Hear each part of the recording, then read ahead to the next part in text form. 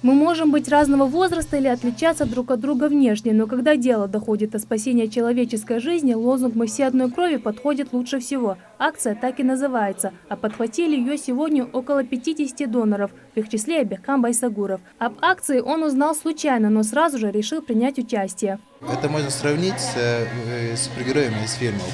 Вот ты понимаешь, что ты спасаешь жизнь кому-то, то есть у кого-то нет этой способности получить эту кровь, а у меня есть способность дать свою кровь кому-то.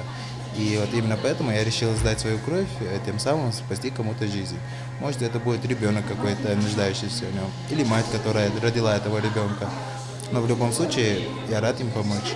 Много здесь и тех, кто уже успел стать ветеранами этого благого дела. Дали Муталиева, почетный донор. На станции переливания крови она частный гость.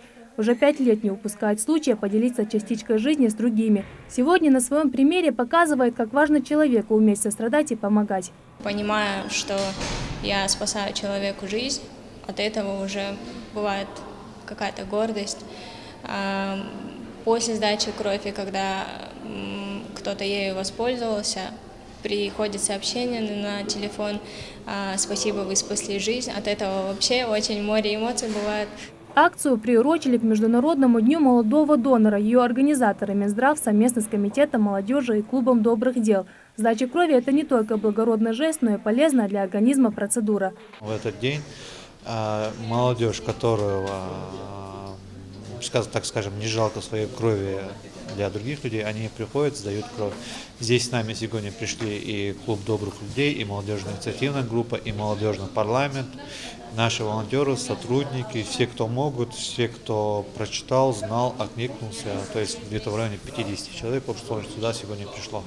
Если сравнить с предыдущим годом, отношение к донорству в регионе сильно изменилось и в лучшую сторону, говорят сами медики. Все больше людей обращаются на станцию, что помогает обеспечить больнице необходимым запасом крови. Ее перерабатывают, лабораторные анализы делают, ИФА-лаборатория, ПЦ-лаборатория перерабатывает. Эту кровь мы готовят для новорожденного ребенка. Точно так же взрослую